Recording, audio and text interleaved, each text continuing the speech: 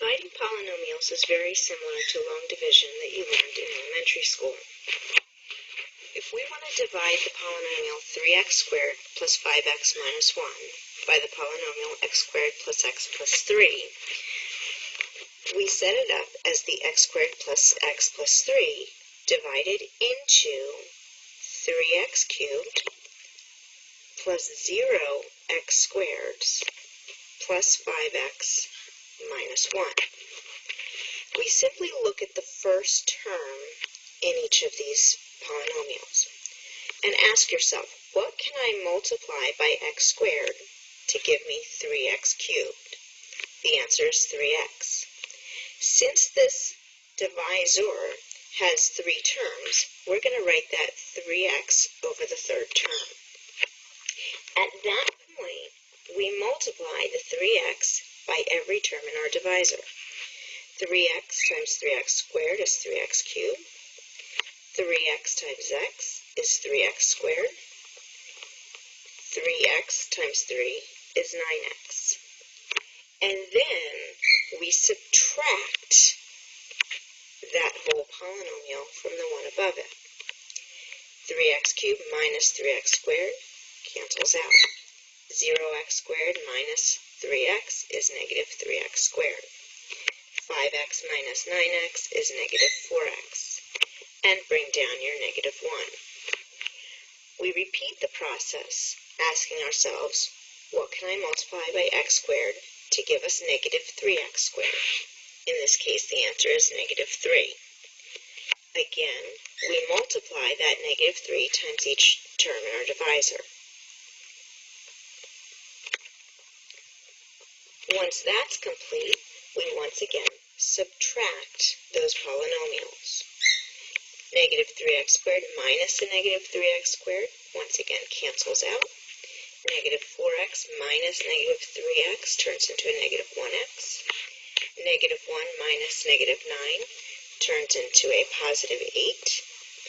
And again, we repeat the process. What can I multiply by x squared to give us negative 1x? The answer is nothing. So that negative 1x plus 8 is our remainder.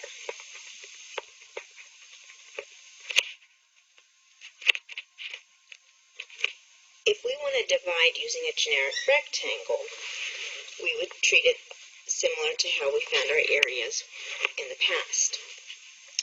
The divisor goes on the left, the x squared plus x plus 3, and what we're dividing into goes along the bottom.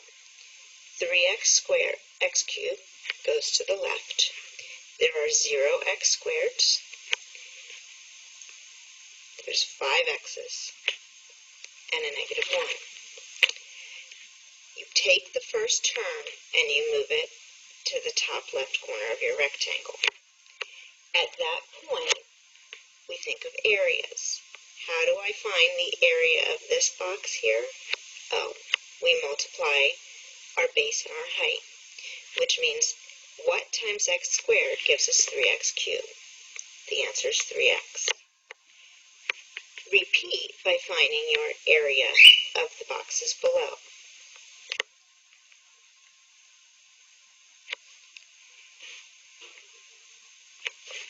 We know that we want the total x squared terms to add up to 0. These two boxes will give us the x squared term. So they should add up to 0x squared, which means this top box has to be a negative 3x squared. Repeat the process from before by finding your areas.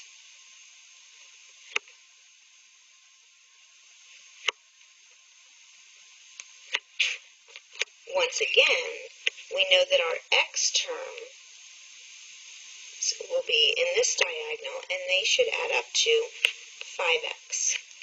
9, negative 3 is 6, so this must be a negative 1.